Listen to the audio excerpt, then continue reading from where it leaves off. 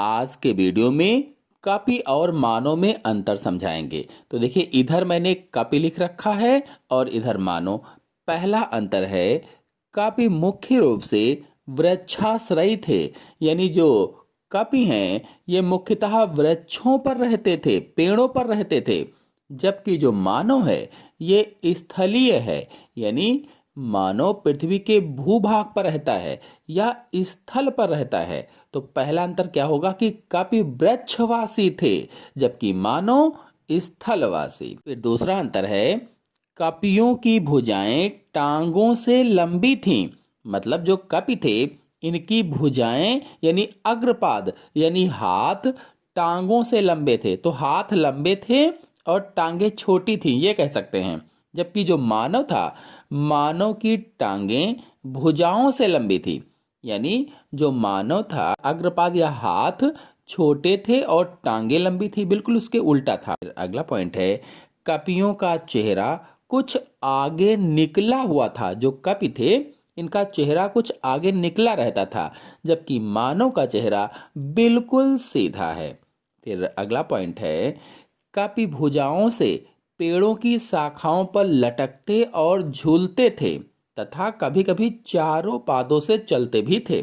जबकि मानव टांगों पर सीधे खड़े होकर द्विपदचारी होते हैं, यानी मानव जो है जो पश्च पादों से चलता है केवल, यानी टांगों से चलता है, हाथों से कभी नहीं चलता या अग्रपाद से नहीं चलता है। फिर अगला पॉइंट है, कपियों के चारों पादों के अंगूठे अंगुलियों के समकोण पर थे।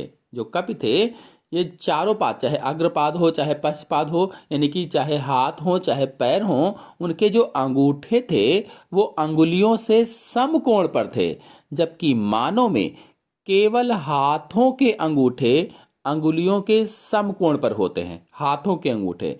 जबकि पैरों के अंगूठे अंगुलियों से समकोण पर नहीं होते हैं, सब लोग जानते भी हैं। फिर अगला पॉइंट है, कपियों के पूरे शरीर पर बाल अधिक थे, जबकि मानव के शरीर पर सीमित भागों पर बाल होते हैं। मतलब कपियों के पूरे शरीर पर घने बाल रहते थे, जबकि जो मानव है, मानव शरीर के कुछ भाग पर बाल पाए जाते हैं, वो भी कम। फिर अगला पॉइंट, कपियों में भौहों की हड्डियां अधिक उभरी हुई थी, यानी जो कपि होते थे उनकी भौहों की जो हड्डियां हैं ये अधिक उभरी हुई रहती थी, बाहर की तरफ निकली हुई रहती थी। जबकि मानव में भौहों की हड्डियां कम उभरी रहती हैं, तुलनात्मक रूप से देखा जाए तो भौहें उभरी नहीं रहती हैं मानव में।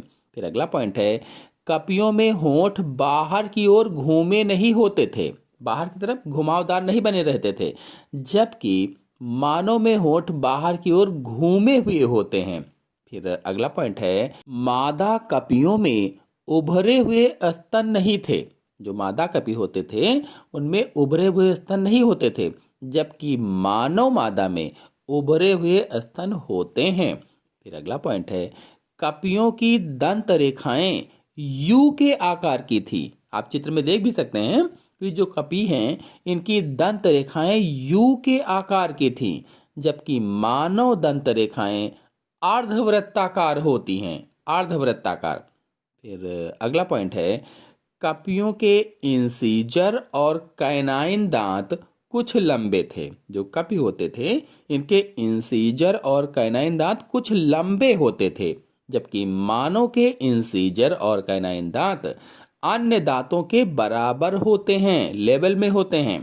फिर अगला पॉइंट है, कपियों का मस्तिष्क, कपाल गुहा और माथा छोटा होता था।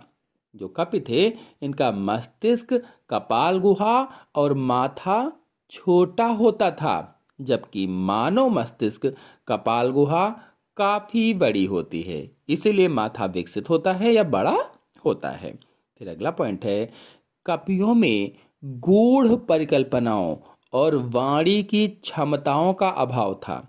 गूढ़ परिकल्पना नहीं कर पाता था, वाणी की क्षमताएं विकसित नहीं थी, तो इनका अभाव था कपियों में। जबकि मानव में गूढ़ परिकल्पनाओं तथा अक्षरबद्ध व तर्क संगत वाणी की क्षमता होती है।